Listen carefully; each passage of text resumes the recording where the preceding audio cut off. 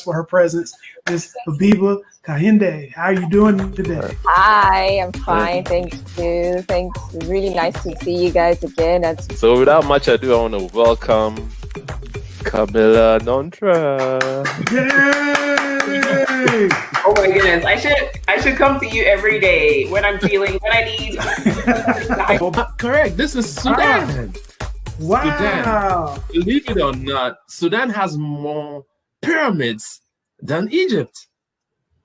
Interesting. Begin to think in a Pan-African way, because they now see that their conditions are not just about that local space, but the condition is linked to all of the other.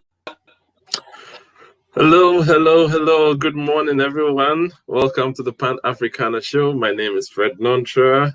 Well, good afternoon if you live on the East Coast. Good evening if you live in the UK or West Africa. I want to start by thanking God for today. By Him we live, we move, and have our being. We have a packed show for you. We have a special guest for you, and I'm going to hand it over to my co-host, Jesse, to introduce our guest. Well, we're here for another week. So glad that you all were able to join us. But today we have somebody very special talking about a lot of things that I really, really care about. So I want to get on into it. Without further ado, let us have the honor, the privilege to pronounce Miss Nicete Moodie. How are you doing? Yay! Thank you guys so much. Oh yes, Nicete Moodie here. I'm just excited to be with y'all. Like, this is amazing experience. I mean, how many times you get an opportunity to talk about yourself and your culture to people who actually want to listen? You know what I mean? Absolutely. Absolutely. Well, let's every week. I'm ready. I'm excited. Well, let's not waste time. Let's get into it. So tell us a little bit about Panama. Panama, gosh, where do you start? So, I mean, beautiful Panama, not Panama City, Florida, right? The country Panama. I've been it before. Like, wait, it's a country, not the city.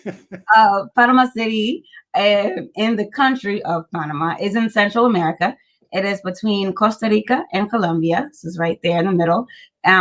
It's just a beautiful, beautiful country. Of course, I'm a little biased, but it's this beautiful place. It's home to so many folks from so many different regions and cross cultures from the African influence. You see a lot of Chinese people. A lot of folks are very surprised when they come to and see a lot of Chinese immigrants that are also there that go back and forth between Chinese, English, and Spanish like nobody's business. Okay, like go right there. I'm so enthralled with their influence in Panama.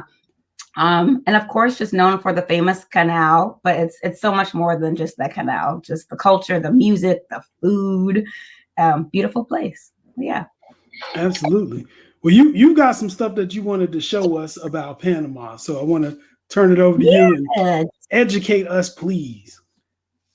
Sure, just a little something visuals kind of help for people, because sometimes I know I'm very visual. I got to see things to kind of understand it. So I have just a few pictures here that I'm going to open up. Hopefully you guys can see it, and then let me know if you guys. I'll let you know when it pops up.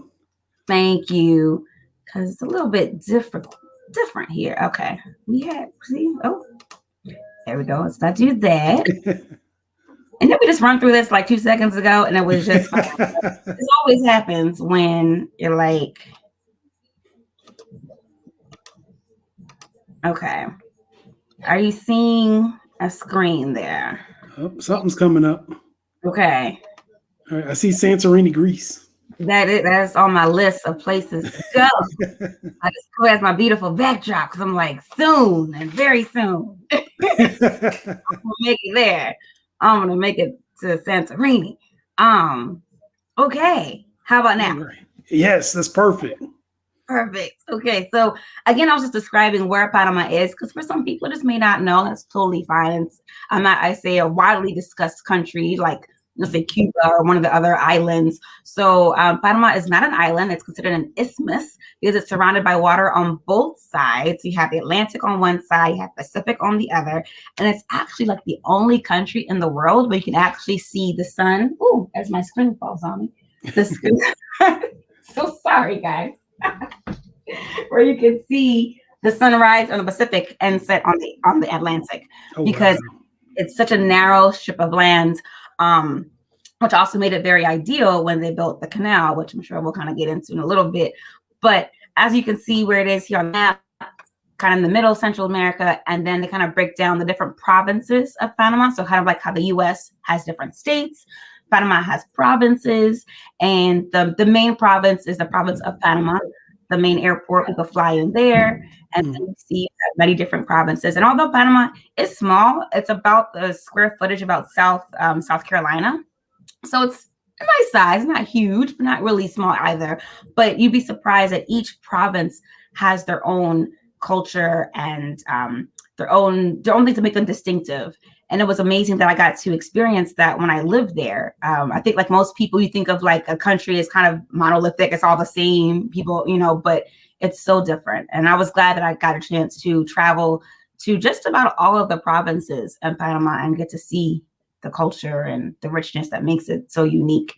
So which one is your province? So, well, I'll back up. So I was born here in the States, right? I was born in America, but both my parents are from Panama. And so I won't say all, but definitely, and this is of course my experience, right? So I definitely want to put out there that what I'm saying is things that I've experienced from my life. But in this kind of Afro-Latina culture, the majority of Afro-Panamanians that you meet in Panama come from the places that I have with those two arrows there, just Bocas del Toro and Colón. And it goes back to historical because, for one, it's on the Atlantic side. So when slave ships were coming and stopping in different islands and making their way through Panama, it was right there. So you see a lot of African influences directly in Bocas del Toro and Colón. But slavery wasn't huge in Panama. It wasn't like the Americas or other countries, but the huge influx of Afro-Panamanians, for example, came in the 1850s when they were doing the huge construction of the railroad. So a lot of Panamanians came there. I'm sorry, a lot of Afro-Latinos, so Afro West Indians from the different islands came. And then the huge flux came in the late 1800s, like 1890, in the early 20th century for the building of the canal. So over 50,000 immigrants from the various islands came to Panama, but mainly Jamaicans. A lot of Jamaicans and Bajans, Barbados, came to Panama. So you see that influence. A lot of them settled either in the main part of Panama and like the city, or Colón, and then some kind of maybe ventured up into Bocas del Toro. Interesting. So that's just a map to give you. I'll show a few other little slides if I get into some things. I just want to show what Panama looks like. Some people are like, I don't know. And if I didn't tell you this was Panama, people would be like, where is this? It looks like Miami. It looks like some really awesome city. This is Panama. This is downtown in the city. They are building in construction so much. I mean, if I wish I could like a side-by-side comparison to like 2020 to like 2010 to like 1990, how the skyline has just changed so much.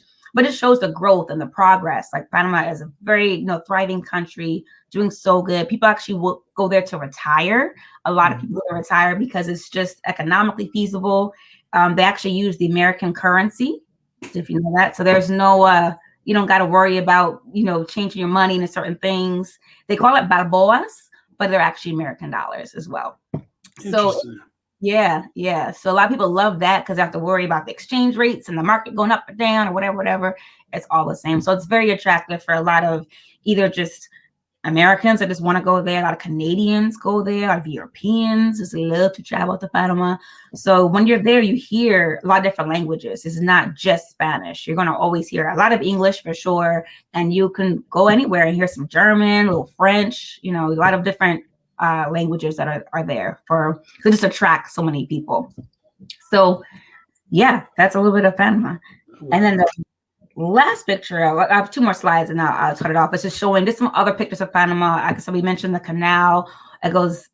Panama Canal is amazing. It's a huge feat to realize that people did this before there was like computers and this modern technology. They truly call it the eighth wonder of the world because you think about it, like we're going to just divide a country. We're just going to cut it in half and build a canal.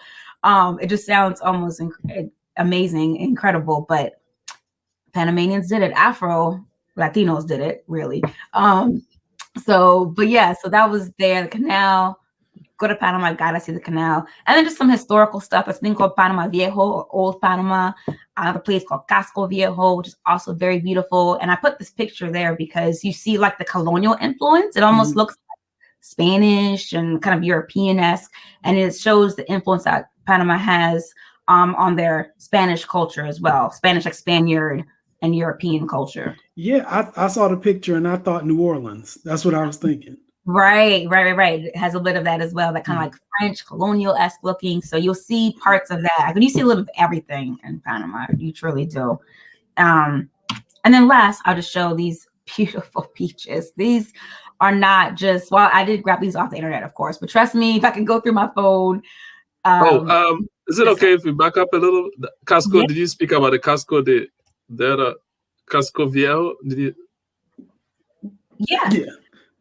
So it's kind of like Casco Viejo. That's kind of translating it, kind of like the shell, because Casco means like shell of Panama. So in here, this was like an old parts of Panama that's very known for a lot of the historical parts as well, like old churches, old buildings. There's a famous church that I forgot the name of it. I know my family's like me said, you should remember. But it's a church that's famous because it has a golden altar. Literally the entire altar. I should have gotten a picture of that. The entire altar is gold because at one point when Panama was being invaded by pirates, they were coming here for gold. Panama is known for their gold. Well, not so much now at least, but in the earliest century, Panama had so much gold. And so they were hiding the gold, the Panamanians, and they thought one place that they're probably not going to go look is a church. And so they hid all this gold in the church. I don't remember the entire story, but hid all this gold in the church, and it's had this huge, beautiful golden altar. It's a small church, but it definitely attracts a lot of people. And that church is in Casco Viejo. So it has an old Panama, but over the years, they've modernized it. So now you have like this old look feeling, but you have lots of bars that are there. Panama now is getting big on rooftops. Like the nightlife scene is Casco Viejo, which 20, 30 years ago, you'd be like, where in Casco? Like no one goes to Casco to hang out. Like that's not the Now that's all the bars, your restaurants, your hotels, your rooftop. It's the happening spot. Yes. So, yeah. So that was it. I was just talking about the beaches. Like obviously being an isthmus, you have your choice. You can literally go swim in the Atlantic Ocean today and then go in the Pacific Ocean tomorrow. Or in the same day. You can literally travel from one side to the next in the same day. It's just so beautiful. You get to see the difference in the waters. Like I'm showing San Blas and Bocas, it's on the Atlantic side because you have that Caribbean water. So I'm a little biased. I love more warm water. I love just the Caribbean parts of things.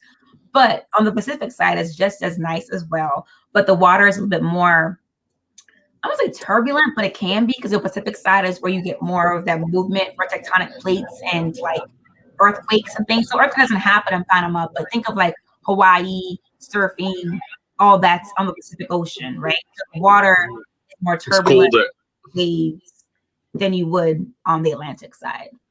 It just depends on what you like. And I just want to emphasize to the people, this is not a mirage. These are actually bungalows that Nicete tells me we could live in, like you can actually go stay in these places. This looks like something when you look at Microsoft's screens, background screens, the Maldives, like stuff like that. I didn't realize that they had that in Panama. And can you tell the people what color the sand is? Oh my gosh, thank you. So there's some beaches in Panama that actually have black sand, which is like black sand, but it is so pretty. It's like black and it's very light. It's almost like powder-ish. It's not like coarse or hard. Well, you know what? I'll back it up. Sometimes it can be. It also depends, of course, on the waves and the water that day, if it's moving or whatever. But I believe the black sand is on the Pacific side. So it can be, the water moves a lot faster and more turbulent than the Atlantic side. The water is more calm and peaceful.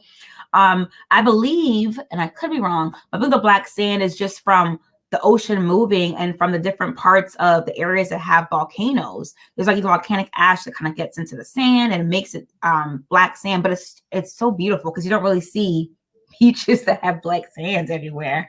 But it's really photo op. Right. Like it's beautiful to take your little selfies, you know what I mean? It's just so unique, right? So absolutely. Yeah. So I'm gonna stop sharing for a little bit. We can come back later. Actually, am I still screen sharing? Yes. No, you're good. We're back. So that was incredibly awesome. I hadn't heard I'll tell you, my mom went to Panama. Was it probably about 3 years ago? And my mom is the type that she just gets up and doesn't call me in advance or anything. She's just like, oh, I was in Panama last week. Here's pictures, that kind of thing. Okay. And I was like, what? Why would you go to Panama? Like, what possesses you to just get up out of nowhere and go to Panama? And, she downplays it. She was like, I wanted to go see the canal, whatever. But now I see what she really was doing. She was having a good time and she didn't want to bring me. I got it. She didn't want to tell you that she was in Casco Viejo on the rooftop having some drinks and just enjoying the view. And she didn't tell you that part. She didn't tell you that part. So I got to plan my trip. All right. Well, I want to talk to you a little bit about culture there, right? Yeah. So you talked about African influence there, and there actually being Black people in Panama, which is probably a shocker to a lot of people who are watching right now. So I want to ask kind of about identity, right? Mm-hmm. With Black people in Panama, I'm assuming they would identify as Afro-Latino. Am I making too big of a jump, or is that fair to say? That's fair to say. They would say they say soy negra. I'm Black. Okay. They'll say they're Black. Okay. I think that's kind of the identity and race. Like they'll say they're Black in their race, but they'll also say, I'm Panamanian. If they were born in Panama, they'll say they're Panamanian. I say I'm Panamanian even though I wasn't born, but yet Panamanian blood running through me. So, my parents made sure that we as in my siblings knew where we were from. My grandparents, God bless them, they're no longer alive, but they only lived in Panama. So we were blessed to travel there a lot growing up. We went there at least once a year. Our summertime during vacation, we'd go to Panama and spend a couple of weeks with the family, hang out with my grandparents, and they made sure that we knew our culture. But the funny thing is, right? So don't laugh at me, y'all, right? It's the growing process. You learn as you get older, right? So I knew we were from Panama, and I knew Panama we speak Spanish, but when I went to Panama, I heard Spanish around me, but like my family, a lot of us spoke English. My grandparents spoke English, and my grandparents also had a Jamaican accent because they were actually Jamaican. So as I mentioned before, a lot of that Caribbean, culture, but they didn't say, oh, we're Jamaican. It was always, we're Panamanian. It was Panama. That was it. And all I knew was my family. So, when I go to Panama, I go home, I'm eating like ackee and saltfish. I'm eating bakes. I'm eating Jamaican food, but I thought it was Panamanian food because I was in Panama. So I'm like, oh, yeah, Panamanian food. Oh, they have this. Oh, we drink Caribbean. We do this. And it wasn't until I was like in my teens, and my mom probably overheard me telling someone about Panamanian food. She's like, well, I mean, it's not really Panamanian food. We only do it like, when we're home in Panama. And that's when I was like, wait a minute, I need to better understand my family, and understand our culture. Cause that's when you get this kind of like, where you feel like you're in the middle. We're like, okay, I know we're Hispanic and Latin, but we speak more English than Spanish. And the food that we eat is more Caribbean, but Panama's a Latin country, but yet my last name doesn't sound Spanish, right? So you get into that when you try to tell people who you are, they don't understand. And so they don't get it. And if I say I'm Latina, they're like, but you don't look Latina. They expect you to look like almost like Jennifer Lopez. Beautiful person. Let me say. Mestizo. Correct, right? Either mestizo, or you have to look Spanish, or at least your last name must end in, I call the S's, like Rodriguez, Lopez. It has to sound Spanish. You don't look Spanish, you don't sound Spanish, you don't speak it, you're not Spanish. So that's why I love this t-shirt that I'm wearing. I'll talk about it a little later, but Latina has no skin tone, because you can go to places like Argentina, for example. Argentina, people have blonde hair and blue eyes, and they're Argentinian. You can come to Panama, people, my skin complexion even darker, and also consider themselves, Latino. So it's just understanding, your cultures, and people don't really realize that the Latin American has so much influence from slavery and others that it's all melted together, so yeah. Well, I want to stay right there because you made a comment on I think on one of your posts on Facebook or on Instagram, where you said, "I was not born in Panama. Panama was born in me." Yeah. What did you mean when you said that? Sure. So I'll go back a little bit and I'll get to that. So, like I said, I was born in the States. I was born in DC, raised in Maryland, Southern Maryland, which makes a difference for a part. I was born in Southern Maryland. I say that because I love Maryland. I love my state. This is my state forever. And Maryland is pretty small, but very vast, right? We have mountains, we got beaches, you know, we're on the East Coast. We got a little bit of everything. But growing up, 20 years ago, where I lived in Southern Maryland, it was not diverse. My school, I mean, I'm estimating, but, very small percentage of African-American, even smaller in Latinos or whatever. So I didn't have a lot of diversity in friends. I really only had white friends growing up until I got to college and really was able to have more of a diverse group of friends, right? So that makes a difference in just like my upbringing a little bit. But to your comment, right? So I say that because even though diversity wasn't around me, my parents made sure that we knew who we were. We traveled a lot, went to Panama, and after college, it was a funny story, but I ended up living there. It was not planned. I literally packed a suitcase. It was in 2007, so right when the recession was starting. I got this great job after college. I'm feeling so excited, and then I lost my job because they were downsizing. So the first one out, and so I'm like, oh my gosh, my life is ending. What am I gonna do? I don't have a job. Like, I'm just gonna go to Panama. I'm just gonna stay there for like a month and hang out with grandma for a little bit and just reset, figure out my life. I'm not one to just be idle and just like sit around, do nothing. I have to be busy doing something. And so my aunt was a teacher at a school, and I would go with her sometimes just to do something. And the kids love seeing a gringa, as they would call us, the Americans, because I had an American accent and whatever. So longer story short, I was staying there with the kids, and I figured I was helping out a little bit. They offered me a job to stay there, and I'm like, no, I'm going back home. Like, I'm not living in Panama. By the way, like, I knew enough Spanish words to get by, but I wasn't fluent at all like I am now. And I was like having trouble understanding people and everything like that. I was like, no, I'm going to go back. They needed an English teacher. I said, okay, I'll stay for a month, you guys, just a month until you guys find a teacher. A month turned into almost 3 years. Yeah. So wow. And then the best experience of my life. Like, God, they say we make plans and God just laughs, because I plan to be fun. God was like, no, you're not.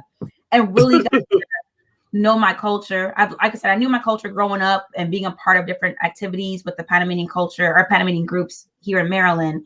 But when I got to really live in Panama, I truly got a better appreciation, understanding of the culture. And I felt even more Panamanian, right? So because my parents are from Panama, I have dual citizenship. So I was able to apply and become a Panamanian citizen. I have a card that's called a cédula, which is kind of like your identification card that shows that you are Panamanian. So I proudly hold it and I have it, for my family. I'm like, soy Panamanian, like I'm Panamanian. And I'm like, realize, okay, clearly this is not the same for someone who was born and raised in Panama. But I know that because the influence of my parents, my grandparents, my family, Panama was born in me. So in Spanish, I would say, yo no nací en Panamá, pero Panamá nació en mí. And that's why I truly feel that I'm able to tell friends and family, I'm just so proud of my culture. Soy muy orgullosa. It means I'm proud to be Panamanian and show my culture. Not just talking about it, but like to be about it per se. I love dance. I love music. And from a young age, I think it was like 12 or 13, I participate in a Panamanian folkloric dance group. So it's another way of really learning more about the culture, not just like Panama, the country, but like the music and where the music and the rhythm comes from and our clothes. And being a little girl, I was always attracted to shiny things like sparkles and beautiful stuff. I was that typical, like, oh, I want to wear that. And I would see these beautiful costumes. I'm like, I want to wear that. That's what I want to do. And so I got involved and started to join this group that's called Grupo Paua, Grupo Folclórico de Panamá in Washington, D.C. Translation, Panamanian Folklore Group of D.C. It's actually the first Panamanian folklore group in the U.S. It started back in 1970s. And at the time, it was more for like adults that were in it. And I said, I was like 12 or 13. I was like, I don't care. I can learn. I can watch. I can do it. And classes were always only in Spanish. And like I said at the time, I didn't really know Spanish that well, but I've always been around it. So I'm hearing it, and I would go to the classes and watch them move. And I'm like, I can do that too. And I just loved it. I loved dancing. I love music and got involved. And so shout out to Kufapawa, Senora Norma. Hola. She's a director. She's amazing. And I've been doing that since I was 13. So wow. And I'll show some pictures in a little bit I have some pictures of like, what exactly is she talking about? But like this is what I have in my hair. This is called a tembleque. This is one of the things that we actually put in our hair. These earrings that I have on are kind of the influence of what we would wear with the pollera, which is what it's called, a big dance thing. The outfit that we wear, there's different types of it, which I'll show in a little bit as well.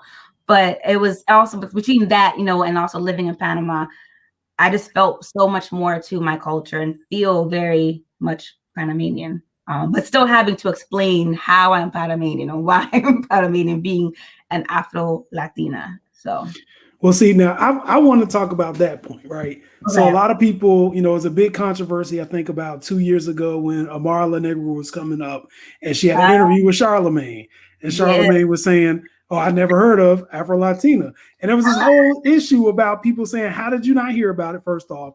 And secondly, the identification that there seems to be a societal attempt to kind of erase the culture, right? So I'm curious as to how do you navigate that space and how do you ensure that this, well, first of all, why do you think that this erasure is happening? And then second of all, how do you navigate that space? I just wanted to shout out, I think Tonya Marie made a comment. This is great, informative, and beautiful representation of patria. Absolutely. Patria means our patriot is patria. And then she mentions hashtag colorensa, which is Colon, the province I told you guys about. So if you're from Colon, you're Colorensa. So yeah, awesome. Yes, great fun. Yeah. So sidebar real quickly too. So Colon, remember I mentioned the cedula, the little identification cards that people have, right? So you have like an ID number, like your social security number. And so it begins with a different number, and each number represents a different province. So the number 3 means that you're from Colon. So a lot of folks go like this, C3, because they're from Colon and they really love people. Just, you know black people. We represent. We're so excited. Right. Like, whatever it is, people get really excited when representing their culture. Even they're the Panamanian, but they're also Colonense. So yeah. So my parents, my mom was actually from the Panama side. My dad was on the Colon side, but both represent that Afro-Latino. You know. But so getting back to your question, so yeah, I don't think it's more of a trying to erase it. I think it's more of people don't understand, and when people don't understand, they try to make up whatever they can to make it make sense to them. And so, in a sense, it's like I think it's American mentality of compartmentalizing, right? That's why we have to check a box of which race you are. You can't be all, because you have to check which one you're in. And I always was like, well, which box do I check? I'm Black, but I'm Latin, or am I other, or like Caribbean? Why are you trying to put me in a box? I am all that and so much more. And so when they see people like myself, they don't know which box to put me in, especially if I go somewhere speaking Spanish. They're like, but she's Latina, but she's Latin, but she's Black, but she doesn't really act Black. What is it? So it's going to put you in this where we think you should go. We as in society. I think with Amara La Negra, I was so excited for her. Shout out to Amara La Negra. I just was so excited that she was putting out there that Afro-Latinas exist. We are here. We've been here. We've been holding it down. I think society to try to, like I said, to compartmentalize in some other place. And like, no, we're representing both. Like, I'm Afro-Latina. I am Afro-descendants. I'm here. I have roots in whatever country, be it Panama, Belize, whatever, and really putting it out there that we exist and we have so much rich culture. I mean, clearly I'm biased, but I feel like we get the best of both worlds over here, right? Like, we got mac and cheese, but we have arroz con pollo. You know what I'm saying? Like, we got rice and peas. You know what I'm saying? Like, we're going to have mashed potatoes, but we're going to have some plantains on the side. Like, you get a little bit of everything, like you're going to get this rich culture, this diversity of the Caribbean influence, the Latin influence, because of all that. So I guess, you know, Jesse, the original question, I'm not sure if it's so much like erasing. It's more of just not knowing. I think a lot of it's ignorance. Mhm. And a lot of it also comes from just media. You know, unfortunately, when you think of Latinos, you look at the cover of Latin magazines, whatever, Latinx, whatever, you don't see too many of us. We're still trying to like push our way through. Excuse me, we're here. We got to make room, and we're getting there. We're getting to the front, but it's still effort on our part. To show that we are here, that we consider ourselves Latina, that we consider ourselves Afro-Latina, that I'm still a Black woman, I'm a Latina woman, I don't have to choose one or the other. Being able to be in this place where I am now took years because I didn't know what I was. I wasn't Black enough for Black people because they knew that I acted differently. They either heard or saw my parents and they have an accent. So you guys are from somewhere. My dad has I think it's more of a Jamaican accent, more of a Caribbean accent. I don't hear my mom's accent, but people say that she has one. So I'm assuming it's more of a Spanish type accent. You know, I had friends come over, they'd see the kind of food we eat and, you know, how we behave as a family, very family oriented.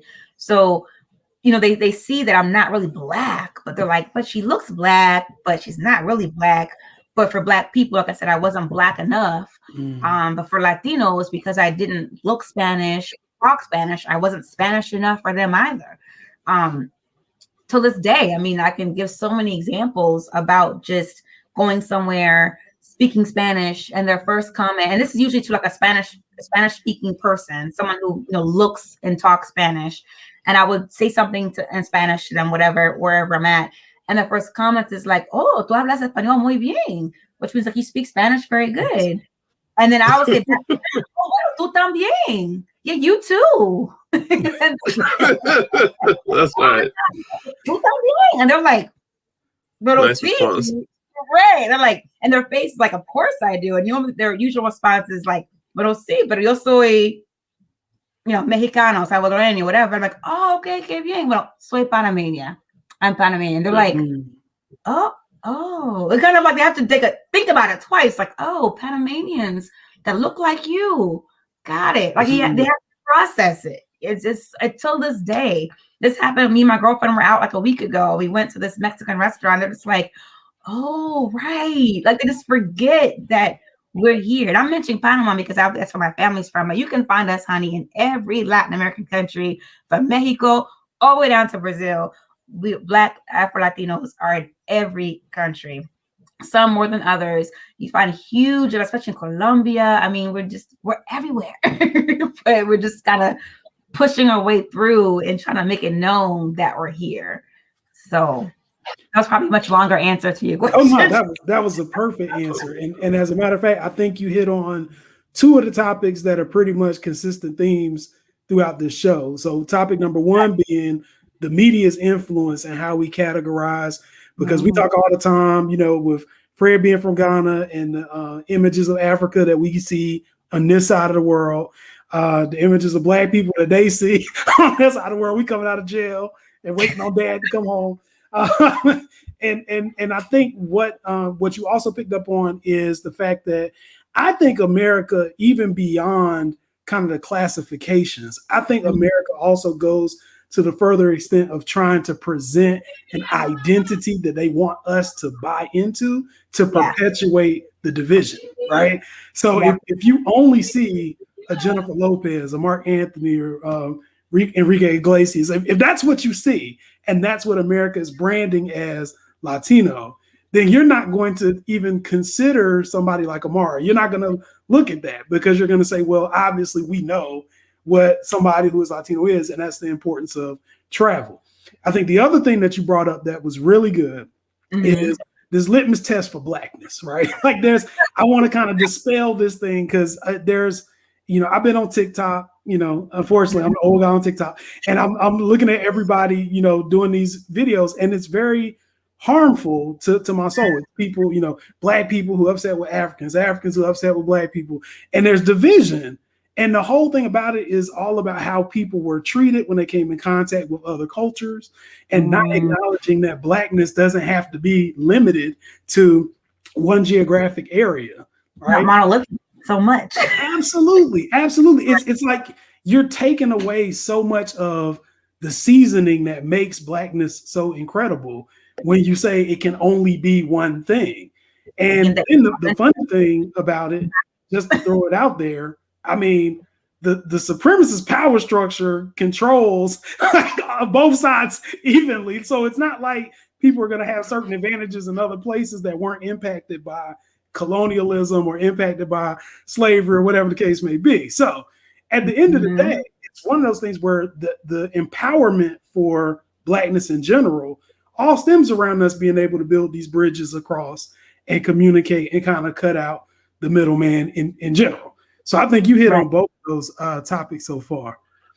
Okay. Nicete, I'm sorry, Craig, before we lose track of the comments, there's Olantris Clay. This is Keviva.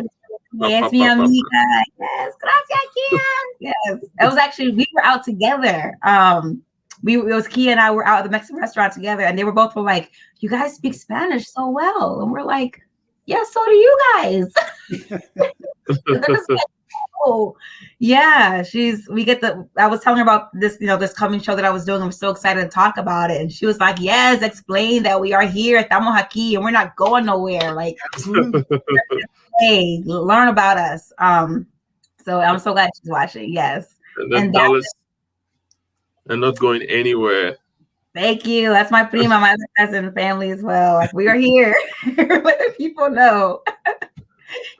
And then Norma Small Warren, great program. You're doing a wonderful job, Nicete. So she's the director, as I mentioned before, for Grupo Paua, the Panamanian group. So Norma, I'm so glad you're on and listening. Yes, shout you out so much. I'll show some pictures a little bit before I forget. I have one with Norma and my dance group. But yeah, you mentioned something too, Jesse, earlier about like. Before you go on, Asimismo Olantris again. Yeah, as in like that's it. Like I see mismo, like that's it right there. So yeah, thank you. I want to forget. Oh, so you mentioned like, people that we see, and my struggle growing up was I knew my family, but I didn't see anybody else in media and TV. And the first person that I can recall that was like famous that looked like me was Celia Cruz. And I was like, she's Black and Hispanic. That's amazing. I love it. What is it? I was like, but she's from Cuba. And then I started realizing that if anyone has any knowledge of Afro-Latinos, they automatically think that you're Cuban, probably because of Celia Cruz, or Dominican. It's hardly ever thinking of Panama. Now, again, this is my interactions, right? I think people that grew up in like New York, a lot different because you have more diversity. So many, so much diversity, so many Panamanians in New York. I feel like every Panamanian at some point when they came to the US started in New York and then traveled elsewhere. But again, in like Southern Maryland and these areas, these parts, if they ever did see or hear of an Afro-Latino, it was like, oh, you gotta be Cuban or Dominican. And I mentioned like Panama City, Florida? No. Putting Panama on the map, I think over the past 20 years, it's gotten more popular. But in my experience, I still had to always explain where Panama was because they were like, where is that on the map? So, anyways.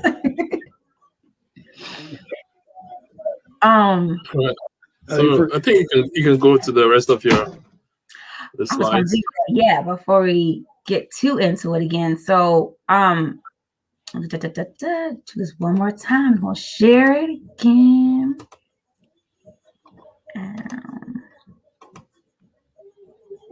Okay, are we seeing the PowerPoint now? Again? It's coming up. Yes, beautiful Bocas del Toro. Yes, okay. So, as we mentioned, for the culture side of things, and Panama, which I don't know how many other Latin countries have this. I'm sure they do. I haven't done full research, but I didn't know this, so I lived in Panama, that they have their own, what we would call like a Black History Month, for example. So they have a thing called Etnia Negra, which translation means like Black Ethnicity Month, and it's in May, and it is a big deal. Again, did not know. Usually when I went to Panama, it was in summertime, in like July, August, which, little backstory, in Panama, like their summer is our winter, right? Because you get closer to the equator, so our seasons are kind of switched around. It doesn't get cold in Panama outside of like the mountains areas, get a little bit cooler. I won't even say cold. Cool is in like maybe the 60s. They may get down to that. But if it doesn't snow in Panama, it doesn't get that cold. But in our winter time, November, December, January, February is their summertime. So in our summer, when I'm off of school, students are still in school. So I'm there usually during what's called rainy season. And it rains from about like the end of March all the way to about November, December is rainy season. So I would usually miss May. I didn't really go before in May. So I didn't know about Etnia Negra. And then realizing how big it is, big in the sense that like the schools make it a big deal. As I mentioned, when I lived in Panama, I ended up teaching. And I was so excited to have like Etnia Negra month, and they would have, as you see in the picture here, they would have, bulletin boards with it. The students will come dressed up.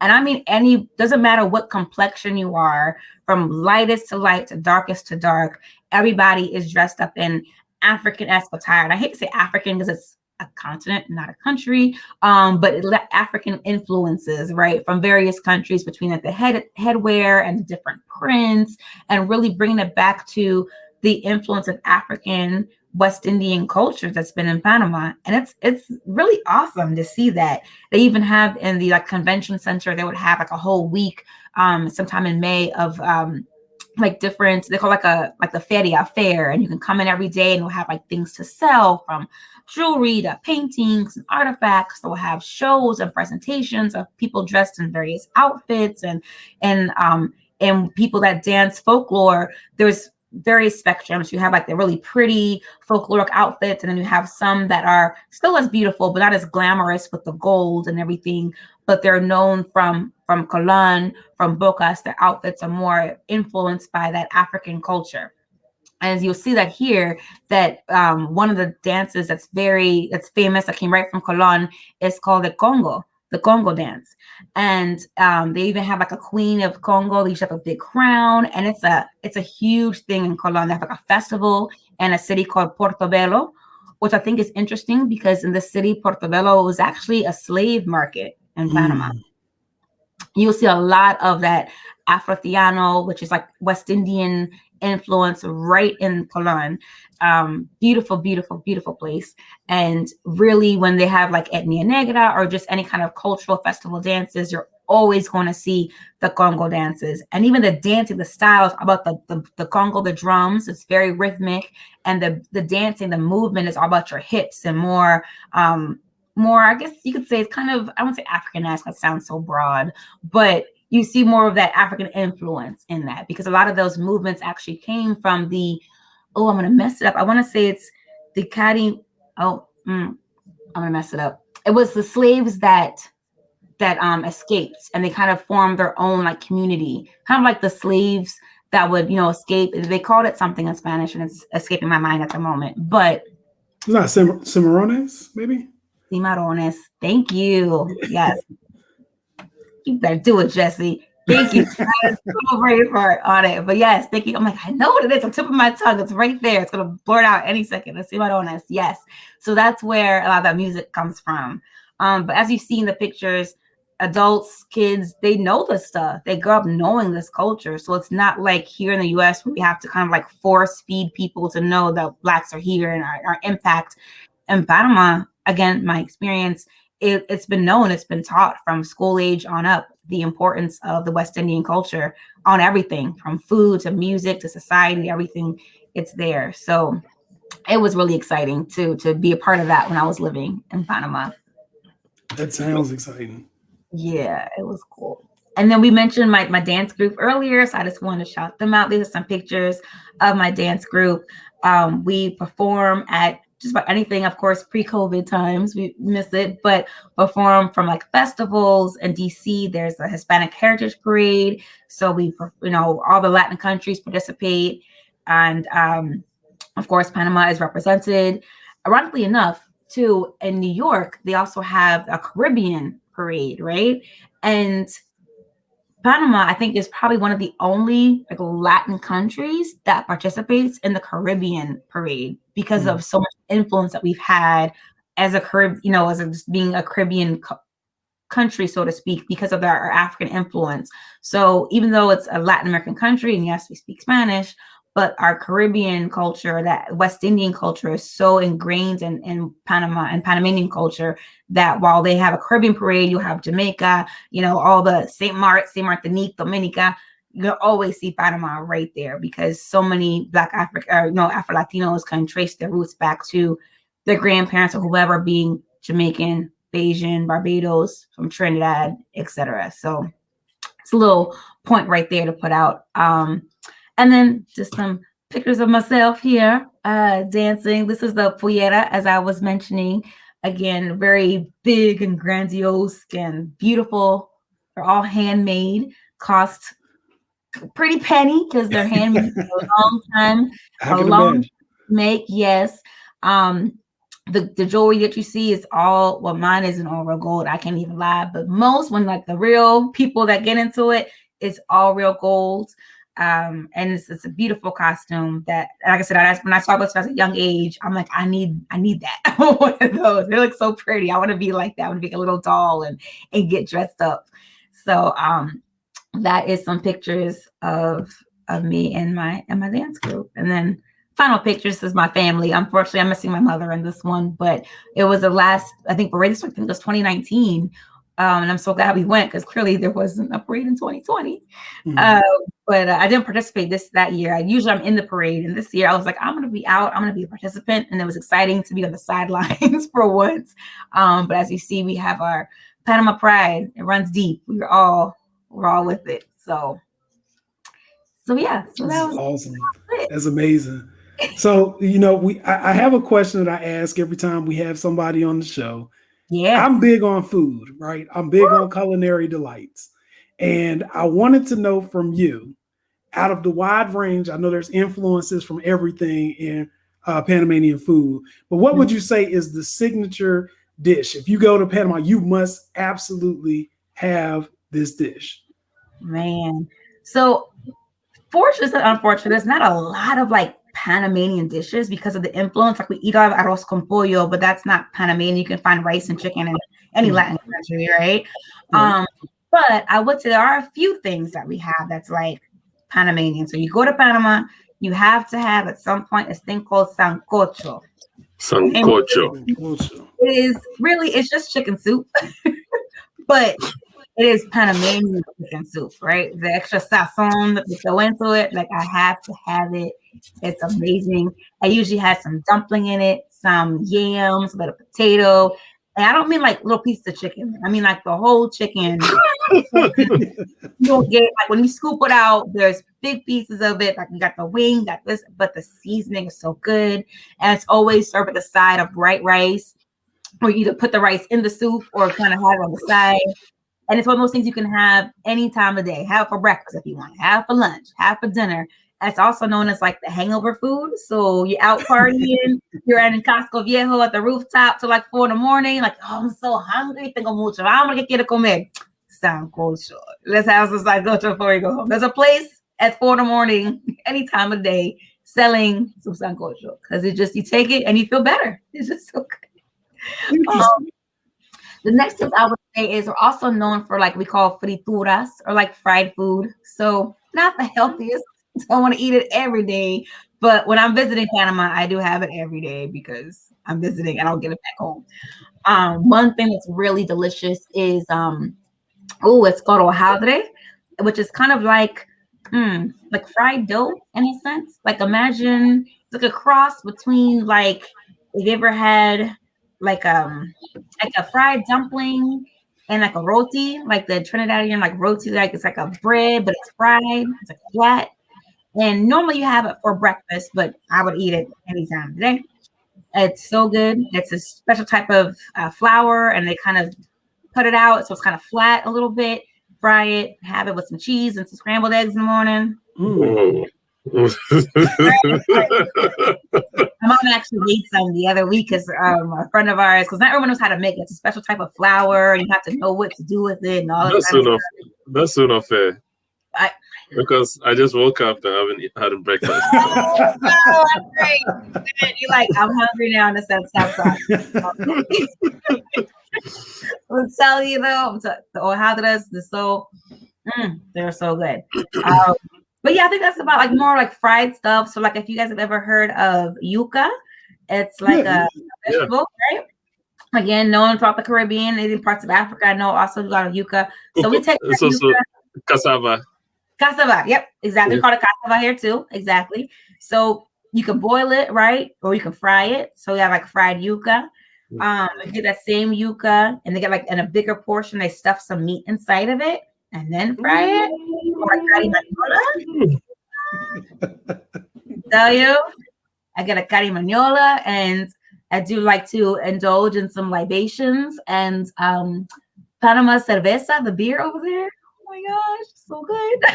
So it's like get a little cerveza on the side, a little carimañola, your fried stuff, and I'm in Panama having to that, and of course ceviche.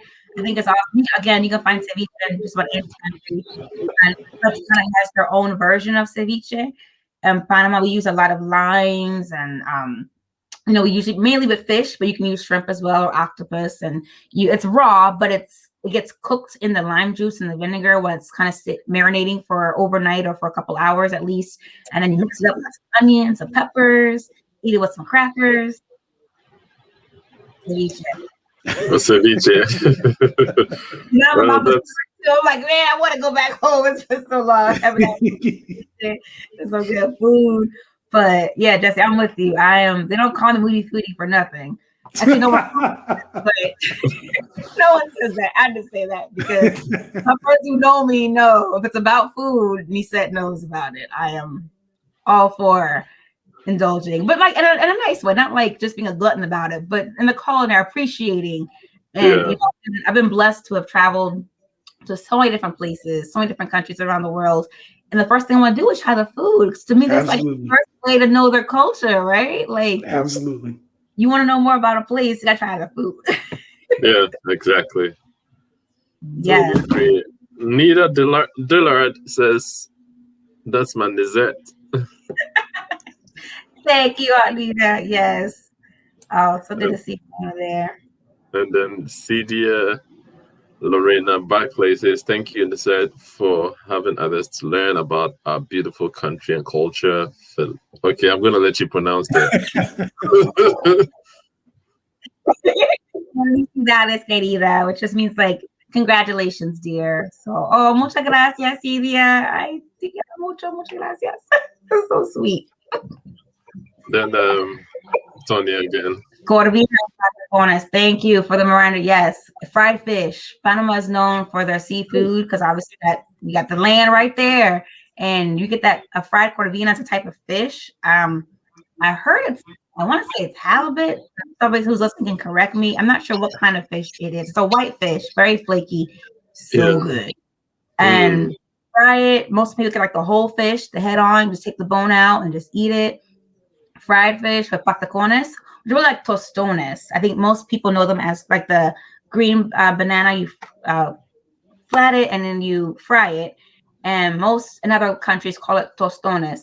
I'm not sure why in Panama we call it patacones. I'm not sure where the name came from. But it is so good. So yeah, definitely the seafood, because land of the sea right there. You get this between the fish and the shrimp and any other kind of seafood you like. Panama has it for sure. Yeah. You had me at fried fish.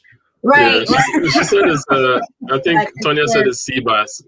Oh, okay. I thought it was something different, but thank you. They were sea bass. Yeah, it's so good. And then, of course, like you mentioned, we had the influences from other countries. So people get fried fish, but they'll have it escovitch, which I didn't know. I thought it was a Panamanian food. Again, growing up eating certain things, think it's only in Panama. And then as I've gotten older, realized that, you have escovitch fish too? Like, I didn't know that.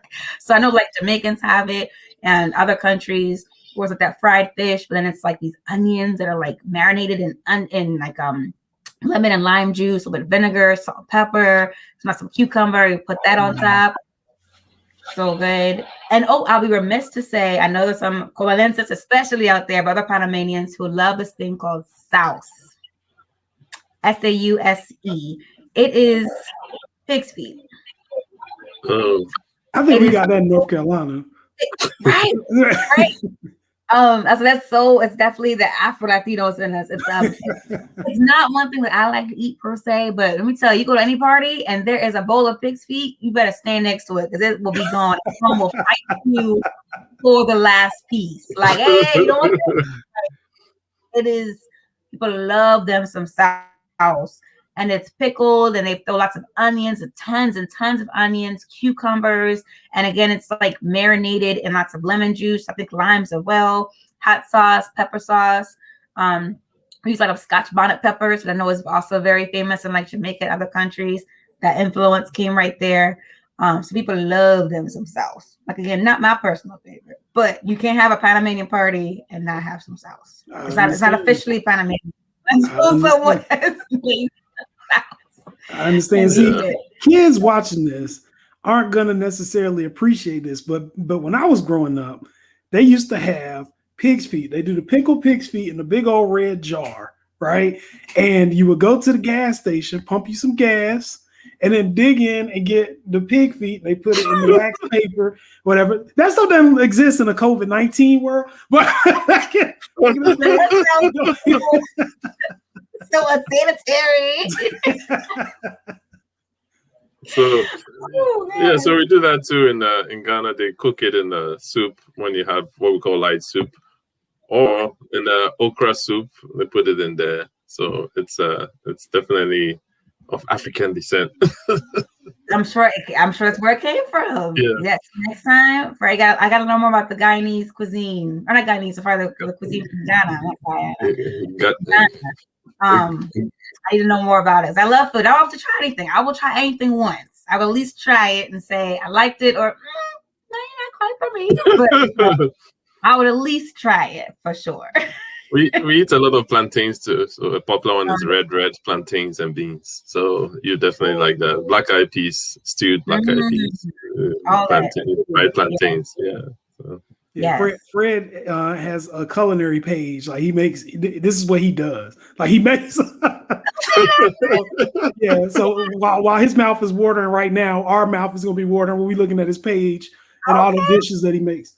All right, clearly, when COVID has cleared up a little bit and the world has opened back up, we're gonna head over to California. Yes. So we can try some of this food. For sure. Have to come to the East Coast. Let us know so we can try all this deliciousness. That sounds. Anything with plantains, I just love plantains. Oh, yeah. Fried on plantains, all that. Love it. That's what's up. Yeah. And I'm thinking, now I've got to redo my whole list because first of all, you had me on Panama when you said it's like Miami. That pretty much seals anything for me. But then it's like there's so much culture there. There's fried fish there. Like you haven't told me anything bad yet. So Panama is very, very high on the list. I have this thing every week where at first it was just the African nations that I want to go to. But you put Panama up here. So I've got to redo my whole list this weekend. But when outside opens up, I'm going places because I was sitting here on a passport with no stamps. I've been to places that you don't get stamps for. Like I thought I was doing something when I went to Canada and they were like, drive off, please. I know, stamp it. Like I want you to stamp it. Right, I need to stamp. So you know, yeah. They were like, boop, security. Hey, somebody get this man, please. Wow. Yeah, but that's okay, Jesse. You're going to get there. But yes, I mean, truly add Panama to the list. Clearly, I'm biased. But as you can see, for good reason, right? Like you get so much in Panama too. Like as I mentioned, beautiful beaches. But let's say you're someone who's like, I like warm weather, but I don't want it to get too hot. Like I get, it's too much. You can go to other parts that's very famous, like in Boquete is a beautiful city in another province called Chiriquí. So you remember the map we had at the very top part of Panama when you get closer to Colombia. On the Atlantic side, you have Bocas del Toro, so the beautiful beaches and all the African influence. On the other side, you have a beautiful province called Chiriquí.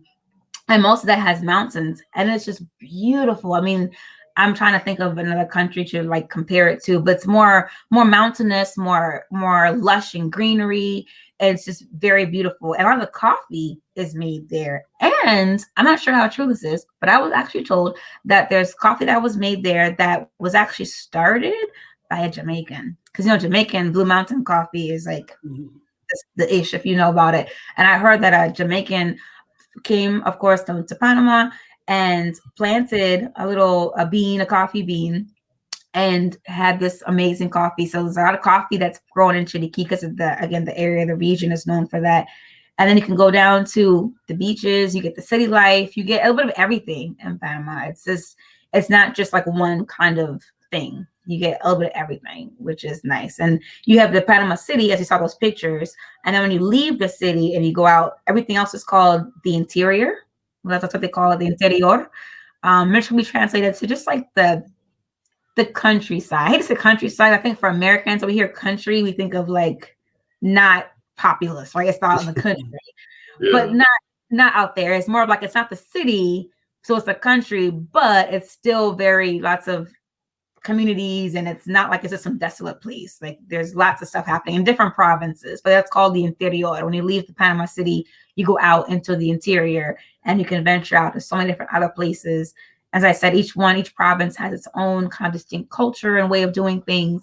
But you get a little bit of everything in Panama. So that's awesome. Yeah. Well, I'm waiting for the Tourism Commission to send your check. We want to make sure we got to tag them or something. We got for sure. Let me tell you, when I was living in Panama, I was so thinking about that. Like I love teaching. It was the best experience of my life. I mean, I was the teacher, but every day I felt like the student, because my kids, I call them my kids, my students were teaching me things all the time. Both in the language and the culture, how they do things, how they think of stuff, little things that as an American, I didn't think about. But I travel a lot with my aunt and my family. And I'm like, I should work for the tourism. I should be able to tell like more Americans to come here or whatever, where are you from, to come to Panama, because it is just a beautiful place. That's awesome. We're gonna try to tag them. We're gonna tag them. They need to see this. Well, if you haven't done so already, if you're watching this later today or sometime, make sure you smash the thumbs up button. It's gonna promote our content. If you don't, the YouTube doesn't promote our content. If you haven't subscribed to our page already, please do so. Please go and subscribe, like our Facebook page, follow us on Instagram, and you're gonna get this great info from our wonderful guests, like people like our wonderful guest Nicete, who's given us a great history of Panama. Just as her friend Dallas Scott McCann says, she gave you a great rundown. Absolutely. Absolutely. There's so much we could have gone on for like 3 hours about. Oh yeah, well we're not done with you. Just because the show ends, we're not finished with you. It's been so fun, and just like so many things I wanted to say and be able to put in, because there's so much between the history, the culture, there's just so much to talk about, especially being an Afro-Latina. I just be excited to, like I said, put us out there, because we're out there. We're there. There's so many different things on Instagram for folks to follow. If you're listening and you want to know more about the Afro-Latino influence, there's a great page that is called, one of them is called afrolatinos.siempre.palante, which translations like we're always going forward, we're always moving. And they are constantly posting amazing historical stuff, information about Afro-Latinos in Cuba and Belize and Panama and Mexico and wherever. Great stuff. I also would like to shout out a blog that I love to follow by another Afro-Panamanian, another Afro-Latina. It's called #IamEnough, which is so true, because I felt like anyone who's like myself in the position, we've always felt at some point that we weren't enough. I wasn't Black enough. I wasn't enough. I'm not enough to check your box. And finally we realized I don't gotta fit your box. I'm just being me. And I think it's great that we are right. And I think for a lot of us in this kind of like, I call second generation or first generation, most of us have parents who were born in, said country, and then we're first in America, and we're trying to fit in wherever. And it takes us a while to get there. But we want to tell our younger cousins, our family, like, hey, honey, you don't need to check into what they want you to fit in. You fit into your own box. You're your own self. Be you. And so you see her blog. I was going back. Janae Wright is her name, and it's called #IamEnough. And it's great. Just other folks talk about their experience being an Afro-Latino, Afro-Latina, the Latinx community. And then the last thing I would say is this T-shirt, Latina has no skin tone. So we can be black as anything, be white as anything, and all shades in between. It's a website that's called shoplatina.com. And so the name is Blatina, as in a black Latina. God, Blatina. I love it. I think I even love the back of the shirt. If I can show it, I don't know if it's weird. I'm gonna try to turn around, but it's like a beautiful picture. I don't know if you guys can see it on the top. Yeah. Okay. Yeah. It has Latina, it has like the country of Africa. I think it's just so amazing because again, it just shows like that those roots and everything. So those are folks that want to shout out that. And then if I could too, I have to put all my friends out that I can. I'm holding up this beautiful cup that was made for me. It says Afro-Latina and has like Panamanian roots. Shout out to my friend Denise. She makes these beautiful glasses and glasses, mugs. On the other side, it has. Wow. Wow.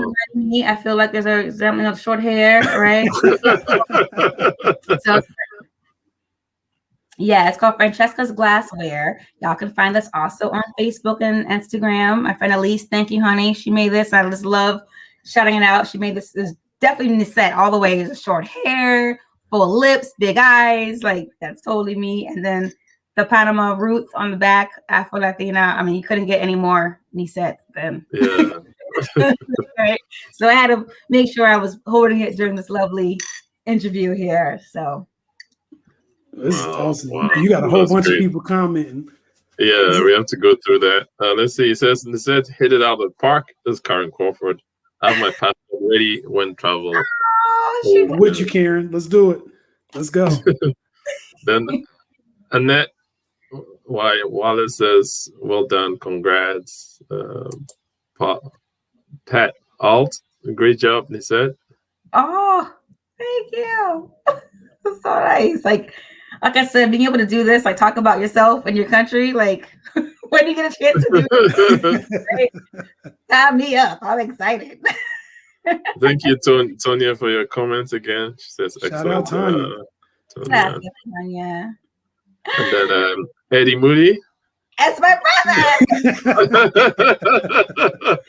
Eddie, I love you. Thank you. I think my sister's probably working today, but I know it's recorded, so it's okay. Is that her? No, that's my mommy. Oh, that's your mommy? Oh, wow. Thank you, Mom. Hi, Mom. Hi, Mom.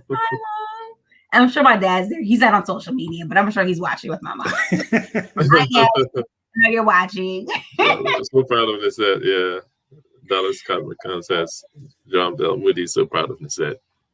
I'm very blessed. I'll tell you, I have such a beautiful family. My immediate family, mom and dad, my sister, brother, but my extended family have so many aunts and uncles and cousins, and I'm so proud to say that we are very close. Like my Sweet 16 was like 130 people of our closest family. 130 of us. I remember my aunt was like, Nicete, honey, this is your quinceañera. Imagine your wedding. And I was like, oh, eloping. It's gonna be like 400 people. Who could pay for this? Anyway, so yeah, I'm just so glad that family and friends were able to join in. Eddie says that's my sister, mi hermana. Yeah. We all watch it. No pressure. Well, let me make sure we do this too, because we talked about a lot of different places to get shirts, cups, everything. But if people want to reach out to you, what is the best way to reach out to you on social media? Sure. So on Facebook, it's my name, Nicete Moodie. On Instagram, my IG handle is nmoodie. And yeah, that's pretty much it. I'm not so big on social media. I'm not on Twitter. Too much to follow. But yeah, Instagram and Facebook. Anytime. I just love to do this. I have to talk about Panama, Afro-Latinos, and love to be able to share and uplift other people at the same time. So. All right. I do this every week. All right. And we got, this is a pretty family-friendly group. But just in case somebody's watching us on Periscope, this is not the time to pull up from half court like you Steph Curry and start shooting shots. This is not what this is for. This is for people who want to find out more about Panama or find out more about Nicete. This is not for you to be spitting game. And you see her family is on this post, right? Her family sees it, right? So I'm just letting y'all know. All right. Go shoot shots. All right. So there's Lisa Durrell or Liza. So proud of you, Mr. Lisa. Okay. Tia Sislin, Rainier, and Lisa and Sam. Love you. Oh, great that they're listening. Yes, thank you. Yeah, that's my aunt in Panama, my tia sister, she's in Panama, probably listening. My cousin Rainier, my aunt, her two kids, Rainier and Lisa. Rainier is in Panama, and Lisa is here in the States in Chicago. Okay. Wow. And then Eddie says she don't mind. She don't mind. That's my brother. Oh, she don't mind someone shooting the shot. I don't get it. It be your own people. This is what happens when you say, I should have told family, because then they're gonna be the one to put you out there. Nobody shoot your shot. No one's shooting their shot, Eddie. No. Leave it to your older brother to get you. That's what big brothers do. Gee.